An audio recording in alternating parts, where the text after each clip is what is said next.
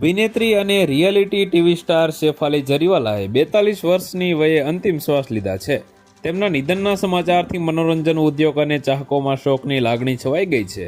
Hospital સ્ટાફના જણાવ્યા અનુસાર શેફાલી જરીવાલાને મૃત હાલતમાં હોસ્પિટલમાં લાવવામાં આવી હતી. તેમના પતિ અને અન્ય લોકો તેમના પાર્થિવ શરીર સાથે હતા. જોકે તેમના પરિવાર કે પ્રતિનિધિઓ દ્વારા હજુ સુધી કોઈ સત્તાવાર નિવેદન બહાર પાડવામાં આવ્યું નથી.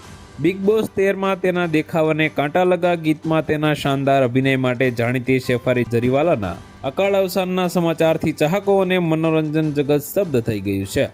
સૂત્રો પાસેથી મળેલી માહિતી અનુસાર મુંબઈના અંધેરી લોખંડવાલા વિસ્તારમાં રહેતી અભિનેત્રી શેફાલી સવારે 11 વાગ્યાની આસપાસ ગંભીર રીતે બીમાર પડી ગઈ હતી. છાતીમાં દુખાવાના કારણે તેના પતિ પરાગ ત્યાગી તેને નજીકની હોસ્પિટલમાં લઈ ગયા, જ્યાં પહોંચતા જ તેને મૃત જાહેર કરવામાં આવી હતી. હાલમાં તેના મૃતદેહને પોસ્ટમોર્ટમ માટે કપૂર હોસ્પિટલમાં મોકલવામાં આવ્યો છે.